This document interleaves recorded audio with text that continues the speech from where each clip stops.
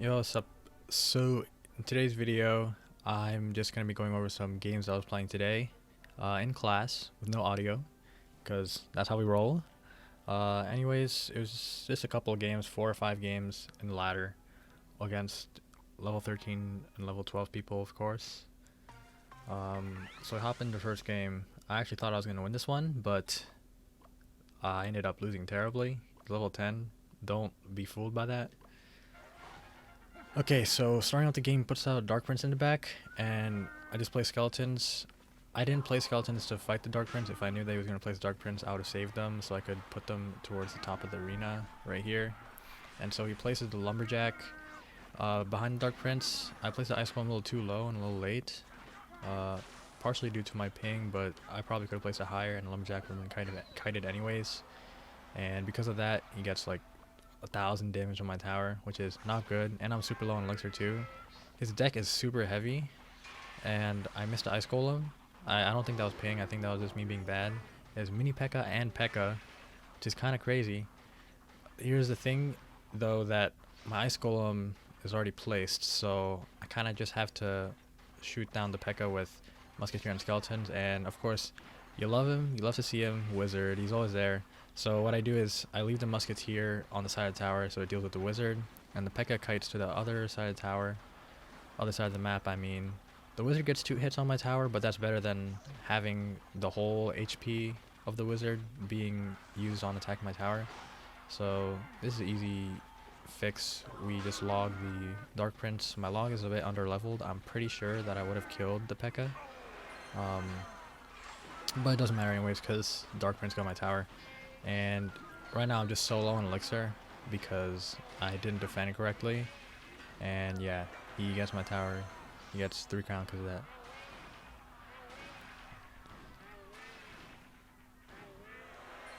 So yeah, that's pretty much an example of what not to do. You're supposed to save your Ice Golem against mid-ladder people with super heavy decks. And just overcommitting, like, that cost me the game. Alright, going to game 2 already. Let's see. Hey, look at his deck. He has Rocket, Giant Skeleton, Mega Knight, and Inferno Tower. This is what mid ladder is. It's good though, because it's easy to counter if you're not stupid. So since I know he plays Giant Skeleton, I knew he wouldn't have that much elixir. Like he has 6 elixir. So I just went in with a Hog and Ice Golem, thinking he was going to place like a building instead. But no, he went Mega Knight. My initial purpose to place the Musketeer there was to hit the Giant Skeleton, and so that it would stay here in the middle of the arena. So by the time the Giant Skeleton dies, it'll still be here and it'll be shooting Mega Knight, but that didn't work obviously. So we have the Giant Skeleton coming this way. Mega Knight unfortunately hits the cannon because the tower is a little under leveled. And at this point, look down here. Let's rewind real quick. So I don't have any good responses to Skeleton Army, because there's actually my cycle right there. So I just placed the Ice Spirit and then placed the Ice Golem so it kill the Skeleton Army. Thankfully, my Ice Golem was the same level as the Skeletons, because if it wasn't, then I would have lost my tower there.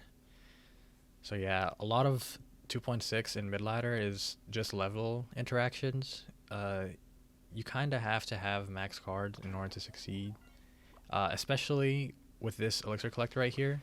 So normally when you fireball an Elixir Collector, it makes it so they only get 2 elixir out of it. So you spend 4 elixir, they spend 6 elixir, and then they get 2 elixir. So it's a neutral trade.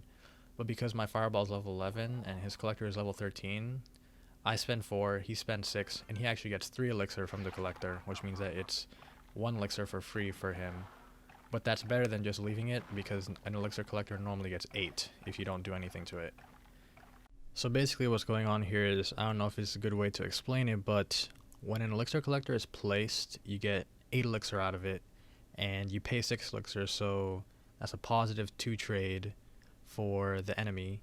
And when you fireball an elixir collector, it denies 6 elixir, so the opponent only gets 2 elixir. But because it only costs you 4 elixir to fireball the elixir collector, that means that you also get a positive 2 trade, so those trades cancel out, and when you fireball an equal level elixir collector, it should be just like nothing happened. It would be a neutral trade. So I just have to deal with that 1 elixir deficit. Shouldn't be that hard with a heavy deck like this. So he's going crazy with the Mega Knight Giant Skeleton push. I just kite the Giant Skeleton with the Ice Golem. By the way, kiting is going to be your best friend with this deck. So I see the Giant Skeleton here. Never let the Giant Skeleton get to your tower. Even though they nerfed him, so he doesn't do as much damage to the troops, he still does like 1,000 damage to the tower if you let the bomb go. And I was going to place the Ice Golem so the Executioner would attack the Ice Golem, but as it turns out, the Skeleton Army actually pushes the Executioner, and my ping, you know, that didn't allow for the Ice Golem to place quicker. So unfortunately the Executioner gets 3 hits on my tower. Again, it's a level interaction. My tower's level 10. He would have only gotten 2 hits. Okay, so he just rushes the Giant Skeleton to the bridge. Shouldn't be too hard to counter. I'm probably just going to play Skeleton and Ice Golem in the 4th tile from the river. Oh, 3rd tile. That's whatever. Place Musketeer to deal with the place the Musketeer to deal with the Executioner. It's 4 for 5 trade, so I have no problem with that. And now he's placing Mega Knight. I don't really have room to place the cannon to activate the King Tower. So I just kind of kite him again. He wastes a rock on my Hog Rider. By the way, keep looking at the tower, like without you realizing it, because his deck is so heavy, like he doesn't have anything to defend against the Hog Rider, so I get tons of damage. And then see, he misplaced his Inferno Tower. Hog makes it to the tower. He doesn't have Mega Knight, so he can't knock it back, and that's a GG. Alright, going game number 3. This one was a dub too. And you see it's a Balloon Bowler. I didn't know that. So normally when I start the game with an Ice Spirit or a Hog Rider, I usually go for Ice Spirit first before Hog Rider, because you never know what they have. If I placed a Hog Rider first, then the Bowler would have destroyed my Hog Rider. And here we go with the cannon placement. I didn't know he had balloons, so that was kind of lucky. I placed a cannon in that placement because if I place like a troop in front, then it'll get sort of knocked away. That cannon placement is good because it won't hit the tower, and then the cannon can still reach the bowler. Actually, let me rewind what I said. Scratch what I said. So basically with that placement, if I place like a troop here, the bowler might be on the bridge here still, and it might not be able to be targeted by the tower. But if I place it down here, the bowler still has to walk all the way down to the tower, and the tower should be able to shoot it, as well as the musketeer if there's no other troops. So thankfully that zap wasn't enough to kill my tower. Let the balloon get over. Let me increase the volume a bit. It might be too much, but yeah, place the Hog Rider.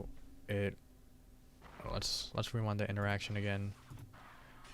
So after I'm finished defending, Musketeer takes a bit of damage from the death damage, and I could have placed a Hog Rider in front, but I kind of wanted to do split lane pressure, and as you can see it worked. I got a neutral trade on the side, and Musketeer lands a connection on the other side, probably because he didn't place bats. He could have, but that's good for me. So remember with 2.6 is that we're trying to do opposite lane pressure, because if we're placing hogs, we don't want them to get value, counter push value. Like you could place a bowler against my Hog Rider on this lane, and then that bowler could be used for a counter offensive here, which is what we don't want. Place the Ice Golem because for some reason people see that as a threat, even though it'll do like 200 damage to the tower. I mean, it's chip damage if it makes it, but if not, at least the opponent will spend elixir to deal with it. And go Hog Rider. I don't know what his decision was. I don't know why he went guards instead of Tesla. That would work way better. And I actually make a mistake here. The cannon doesn't hit the bowler, and I don't get enough DPS. I don't get enough damage to be able to kill the bowler and the balloon because my cannon wasn't targeting the balloon. So I get a balloon hit on my tower, which is kind of sucks. I think, yeah, okay. So I know that I'm low on elixir because I kind of like overcommitted there. So that's why I didn't go Hog Rider. You never want to push with your Hog Rider when you know that you're low on elixir. If you're wondering how you know when you're low elixir, you can just sort of tell. Like, if you intended to place a troop to deal with the card, but then you made a mistake and then you place another troop, like that's how you know that you're low on elixir, and you never want to place Hog when you're low, because that just makes for a counter push that you can't deal with. Okay, so I know that he has Tesla, so I don't want to place Hog Rider to go into the Tesla because he can just place Balloon. So like, whenever you're playing a cycle deck, like when you're not on offense, you're on defense. It's sort of like a ring around the rosy kind of. You take turns with offense and defense. So I don't want to start my offensive turn until I know that I'm at advantage, because after that offensive, then he can just place Balloon, and then I don't have to deal with that.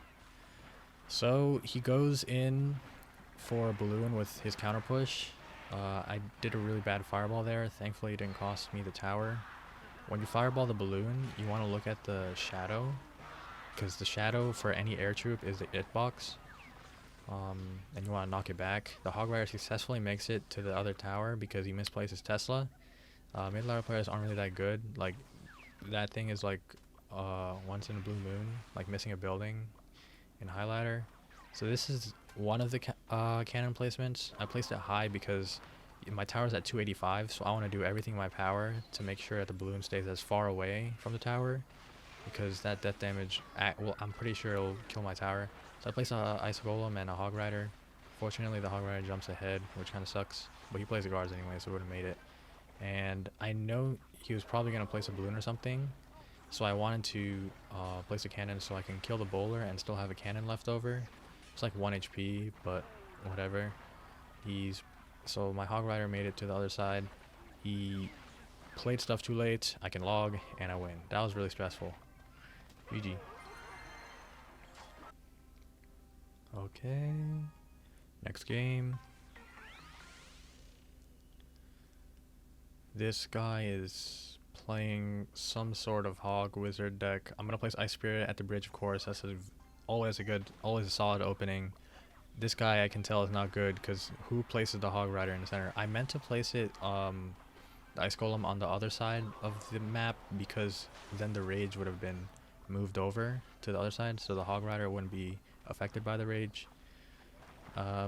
That's actually really funny. The Hog Rider saw the Inferno Tower, but it was already too close to the tower, so it just aggroed on the tower. So that's always nice. Since both of my towers are full HP, and I got free damage on the tower, we already know that we're going to go for that tower. Because, you know, same lane, opposite lane, doesn't really matter if both towers are full HP. So I placed the Ice Spirit in the back. That was actually panic move. I meant to place it further back, like all the way behind the King Tower. My finger slipped, and because of that, the Ice Spirit didn't make it to the tower. It would have gotten some chip damage on the Wizard too. So this guy's placing a Mega Knight and a Wizard. I probably should have placed the Golem a little forward so that Mega Knight wouldn't have jumped on it.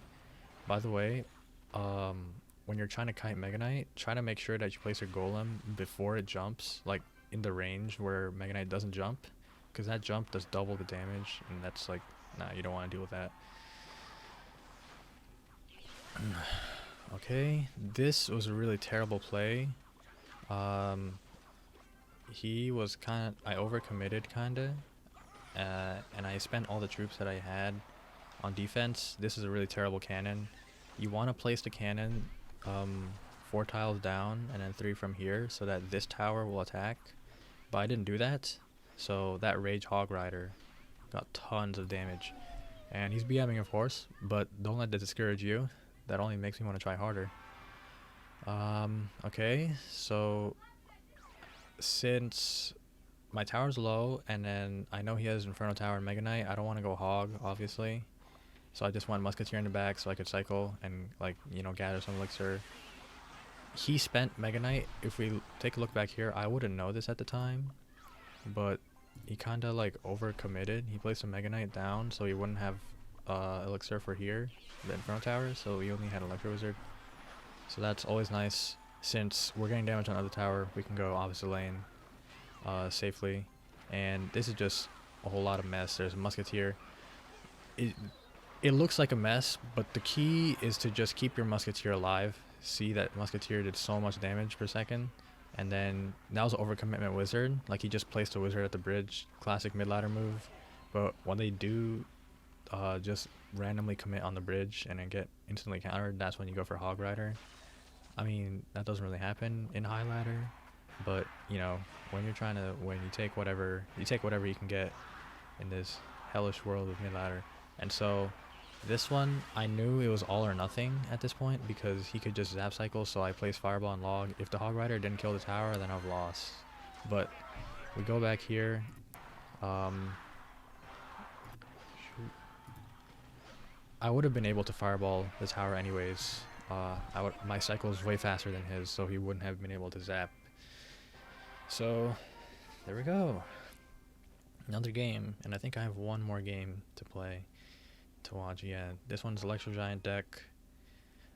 Key with Electro Giant is to not panic and try to mitigate the shock damage as much as you can. I'll show you what that means in a second. So this guy plays Bomber and Bandit for whatever reason. I just plays Cannon, Skeletons. The Skeletons make sure that the Bandit doesn't dash on the Cannon. Bandit dash does a lot of damage. Like you don't want that getting on anything, your tower or like a defensive building. So go Hog Rider and Ice Spirit, that's always a good push. 5 Elixir. It freezes Valkyrie, so I actually get tons of damage. He doesn't commit extra because I'm assuming that he's saving for the push. So start simple kinda. Let's rewind a bit. So the Valkyrie is behind the E-Giant, right? So we want to separate the Valk from the E-Giant so we can kite the E-Giant to the cannon. I log here. Let's see. I could have placed the cannon a bit lower, but that's whatever. I log here because this range here is when the shock range starts. So whenever you attack the E-Giant, that's when you get shocked. If you log the E-Giant, even though the attacking troop is in the radius, when the E-Giant is stunned, it actually doesn't shock the attacking troop. The troop that's attacking the E-Giant until the next turn. So that's why you want to do that. You want to log it back so the E-Giant is stunned, kind of. So anyways, that was a good push. We got some musky damage because he has a heavy deck. Since they have heavy decks, you need to take advantage of that as much as possible. That's why in High Ladder you see not necessarily decks with cheaper elixir averages, but you just see decks that have responses to every card at every time. Whereas the mid-ladder decks, they're just like a bunch of heavy troops put together, and they don't really have synergy. And oh my god, this guy has Executioner and Giant Skeleton. That's whatever. So I placed the Musketeer in the middle. I placed it a little early, because now it's kind of forward in the field. And here, let's rewind again. I wanted this Ice Golem. Oh wait. Hold on. We just rewinded super far back. Okay. So we have Valk and Giant Skeleton on the other side. The Hog Rider actually kites the Giant Skeleton back. I wanted the Giant Skeleton to get kited by the Ice Golem that's on the Valkyrie right now, but that didn't work. So I play Skeletons anyways, and it does the same thing. We log everything back. Here's another interaction. Just like the E-Giant being stunned, it happens for any troop actually, so you can see the Giant Skeleton's about to punch, but then I log it at the right time, so the punch resets, it gets knocked back, and then it has to start the hit all over again, so my Musketeer actually gets saved by a hit.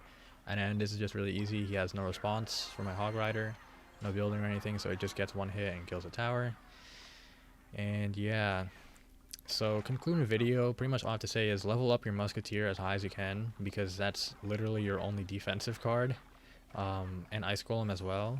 Hog Rider is a priority, but I feel like I regret having my Ice Golem lower leveled. Here, so we have the Executioner and Giant Skeleton coming over. I know he has E-Giant, so I'm just going to place the cannon somewhere where it would kite it, whether he placed it here or there. Place it there. So the cannon will be able to defend against the E-Giant and the Giant Skeleton. I did the same thing with the Shock Radius, and that worked. I actually panicked a little bit here. If the game had been slightly longer, I probably... Never mind. I cleaned up the push really easy because the cannon hit the Bandit, but I wouldn't have had a cannon for another E-Giant. But that's whatever. Kite the Valkyrie with the Ice Golem, just kind of fireball the minions, because why not? Elixir commitments don't matter anymore since there's 10 seconds in game, and that's the last game. So thank you guys for watching. If you want more advice, make sure to like and subscribe. Alright, catch you guys later.